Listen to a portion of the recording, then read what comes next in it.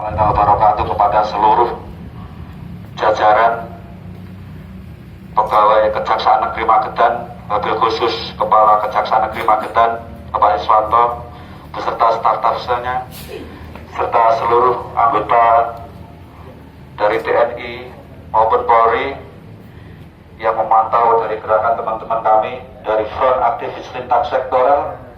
Hari ini tanggal 15 Mei 2017 kami dari elemen masyarakat Magetan, yakni dari Orang Indonesia Bersatu, dari Ormas Bantram, Barisan Masyarakat Peduli Rakyat Miskin, dari Ormas Fama, dari Kelembagaan Laskar Merah Putih Indonesia, dari Lembaga Swadaya Masyarakat Swastika, dari Lembaga Swadaya Masyarakat BMS, dari Lembaga Swadaya Masyarakat Sabu Jagat, dari Lembaga Swadaya Masyarakat Walidasa, dari perwakilan masyarakat Magetan, Bobby Center, serta seluruh kawan-kawan aktivis yang bergabung dalam Front Aktivis Lintas Sektoral Kabupaten Magetan, mengucapkan mohon maaf yang sebesar-besarnya kepada seluruh jajaran Kejaksaan Negeri Magetan apabila kehadiran kami di sini dirasa mengganggu kinerja bapak-bapak dan ibu-ibu semuanya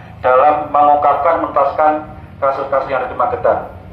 Namun perlu kami sampaikan bahwa kedatangan kami semua di sini adalah sebagai bentuk show of force atau apresiasi yang sebesar-besarnya kepada seluruh jajaran aparat penegak hukum, khususnya Kejaksaan Negeri Magetan yang telah berani, kami ulangi lagi, yang telah berani menahan tersangka baru Sumar Joko sebagai Kepala Bapeda Litbang Kabupaten Magetan dalam kasus dugaan keterlibatannya korupsi pengadaan sepatu PNS Kabupaten Magetan.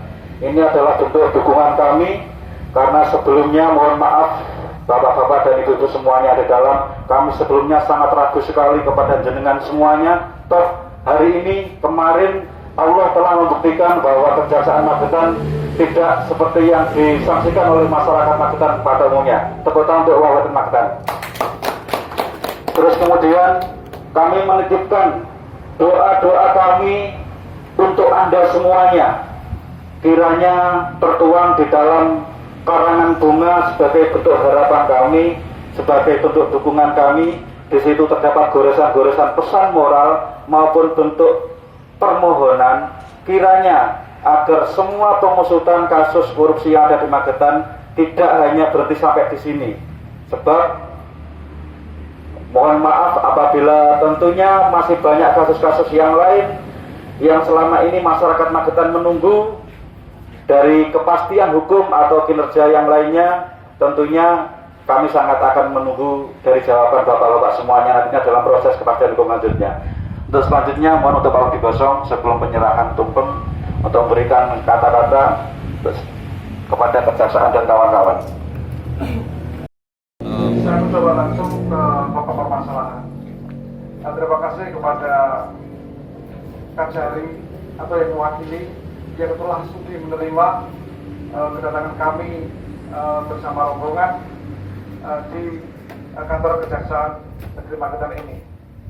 Perlu diketahui bahwa sebenarnya semangat panjenengan dengan semangat kami itu sama dalam hal keadilan hukum, sama dalam hal penegakan hukum.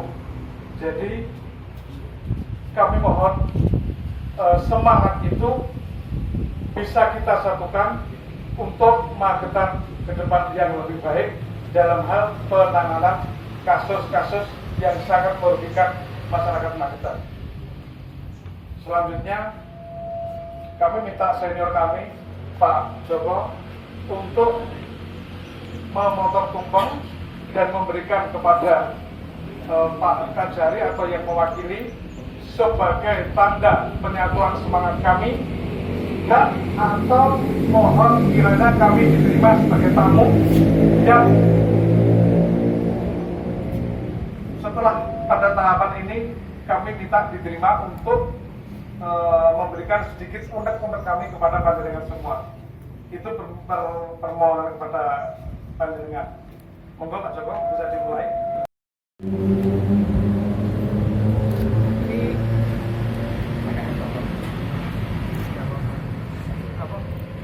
kepalanya mau kepalanya. Kepalanya. Iya. Simbolis saja. Alhamdulillah. Mohon perwakilan dari Pak Kajari untuk menerima tanda tangan kami. Monggo Pak Topik. Bentar saya lagi, Pak. Nah, sih. 1, 2, 3. 1, 2, 3. Tahan.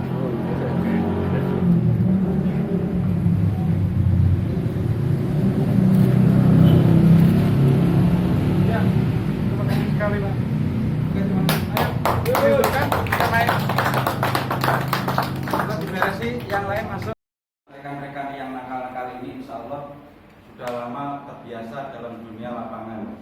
Namun 2 tahun kali ini kita hidden karena kita sudah merasa berhasil gerakan yang kemarin berujung pada anarkis waktu itu 2012 Pak, 2013 kita mendesak.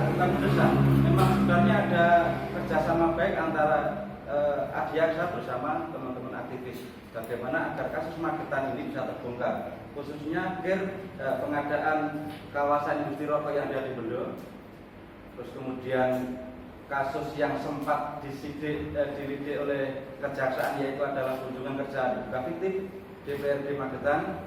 Waktu itu kita mengadakan gerakan hampir setiap 2 minggu sekali dan berujung pada penyerangan markas OI yang dilakukan dipimpin oleh oknum DPR sendiri dan disidangkan waktu itu. Kejadian 27 Juli 2013 kalau tidak salah. Insya Allah di YouTube ada. Nah, dari gerakan-gerakan yang bersifat publik yang kita lakukan itu semata-mata batin kami selalu berada di belakang aparat penegak hukum.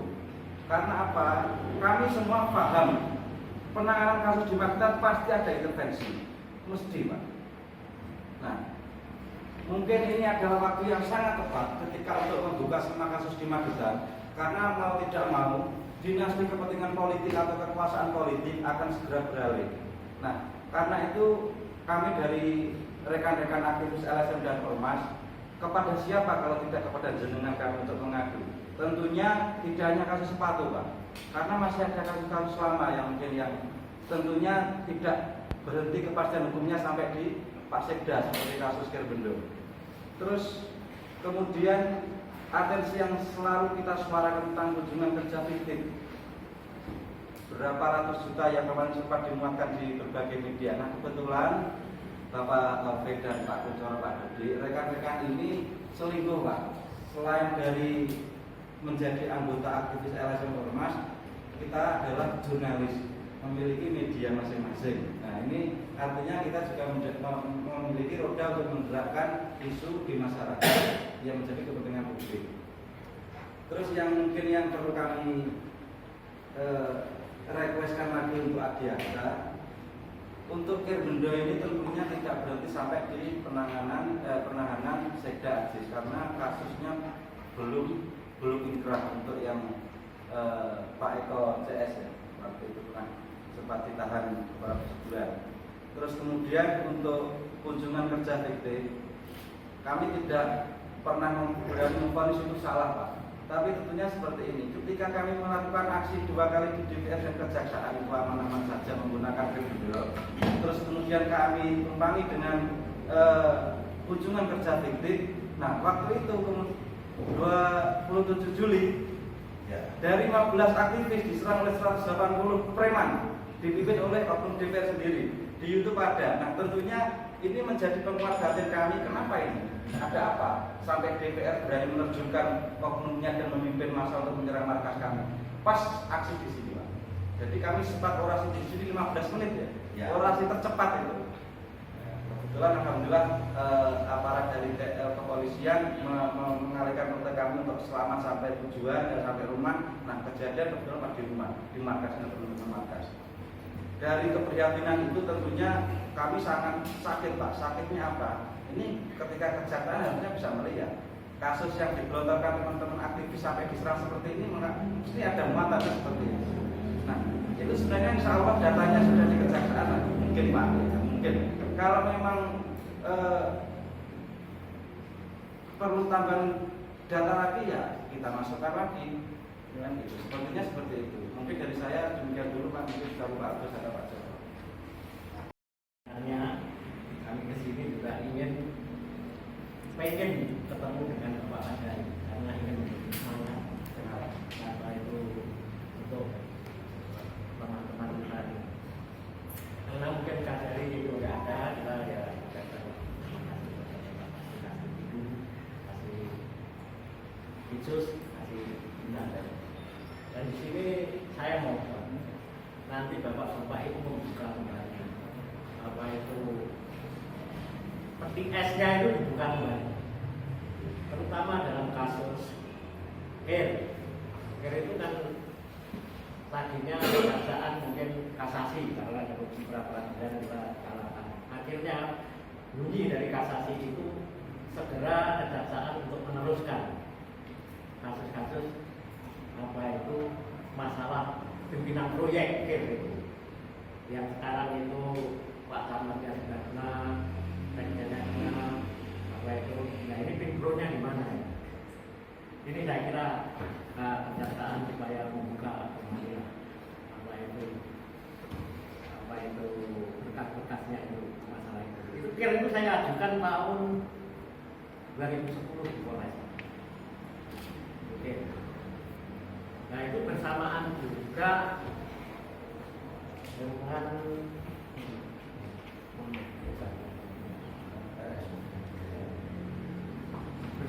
dengan kasus RSI, rumah sakit itu tahun 2013 saya ajukan. Itu saya kira ini sudah tersangkanya sudah ada, tapi mungkin mogolah itu dikembangkan kembali.